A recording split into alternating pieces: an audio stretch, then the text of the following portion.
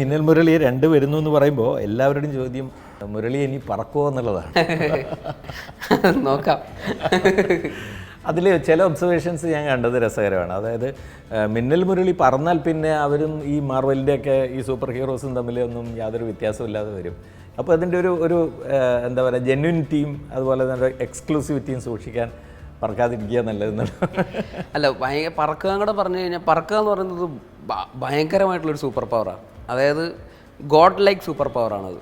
കാരണം അപ്പോൾ അയാൾ ഭയങ്കര സ്ട്രോങ് ആവും. അത്രയും സ്ട്രെങ്ത്ത് ഒരു നായകന് വേണ്ട.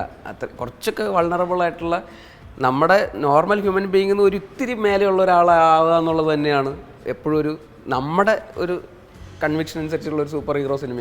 എല്ലാ പവറും കൂടെ അയാൾക്ക് ഉണ്ടെങ്കിൽ അയാൾ പിന്നെ ഇൻവിൻസിബിൾ ആണ്.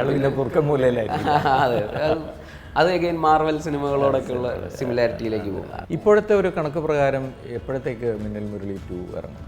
കുറച്ച് സമയം എടുക്കും ആക്ച്വലി. അത് എത്രയെന്ന് എനിക്കറിയില്ല. അതിൻ്റെ ഇടയിൽ ആക്ച്വലി ഒരു വലിയ സിനിമ ചെയ്യുന്നുണ്ട്. ആ സിനിമ ചെയ്യാൻ അത്യാവശ്യം സമയം എടുക്കും, ആ ഡയറക്റ്റ് ചെയ്യുന്ന സിനിമ. അപ്പോൾ അതിൻ്റെ സമയം എങ്ങനെയാണെന്ന് അനുസരിച്ചിട്ടിരിക്കും. അത് ആക്ച്വലി കുറച്ച് വലിയ സിനിമയാണ്. ബേസിലിനെ സംബന്ധിച്ചിടത്തോളം വ്യക്തിപരമായി എലിസബത്ത് ഇല്ലാത്തൊരു ജീവിതമില്ല. അപ്പോൾ എലിസബത്ത് വളരെ പ്രധാനപ്പെട്ട റോളിൽ അഭിനയിച്ചുകൊണ്ടിരിക്കുന്ന ഒരു ജീവിതമാണ് നിങ്ങളുടേത്, അല്ലേ? അപ്പോൾ ഞാൻ ചോദിക്കുന്നത്, ഇപ്പോൾ ഇൻഫോസിസിൽ ഒരു ജോലിയൊക്കെ ആയിരിക്കുന്ന സമയത്താണ് ബേസിൽ നേരത്തെ പറഞ്ഞ പോലെ സിനിമയെക്കുറിച്ച് ഒന്നും അറിയാതെ എന്നാലും ഒരു റിസ്ക് എടുത്ത് സിനിമയിലേക്ക് ഇറങ്ങുന്നത്. അത് എലിസബത്തിൻ്റെയൊക്കെ സപ്പോർട്ടോടു കൂടി തന്നെയായിരുന്നു അത്?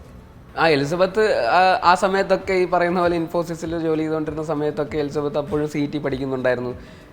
2 വർഷം ജൂനിയറാണ്. അപ്പോൾ ഞങ്ങൾ ഇടയ്ക്കിടയ്ക്ക് മീറ്റ് ചെയ്യുമായിരുന്നു. അപ്പോഴൊക്കെ എനിക്ക് സംശയമായിരുന്നു, എന്താ ഇത് ഞാൻ ചെയ്യേണ്ട ജോലിയല്ലല്ലോ, ഇതെങ്ങനെ മുമ്പോട്ട് പോകും. പക്ഷേ ഞാൻ ഒരു എൻ്റർടൈനറായിട്ടാണ് എനിക്ക് ഫീൽ ചെയ്തത്. ഞാൻ ഒരു ഭയങ്കര ആർട്ടിസ്റ്റ് എന്നുള്ളതിൻ്റെ അപ്പുറത്തേക്ക് ഒരു എൻ്റർടൈനറായിട്ടാണ് എനിക്ക് ഫീൽ ചെയ്തിട്ടുള്ളത്. അപ്പോൾ എനിക്ക് ആൾക്കാരെ എൻ്റർടൈൻ ചെയ്യണം. അതിന് എന്ത് മാധ്യമമാണ് ഞാൻ സ്വീകരിക്കേണ്ടതെന്നുള്ളത് എനിക്ക് അപ്പോഴും ഒരു ഐഡിയ ഇല്ല. അതിപ്പോൾ ഞാൻ സിനിമ ഡയറക്ടറായിട്ടാണോ, അഭിനേതാവായിട്ടാണോ, അതോ വേറെ എന്തെങ്കിലും ആണോ ഒന്നും എനിക്ക് അറിഞ്ഞുകൂടാ.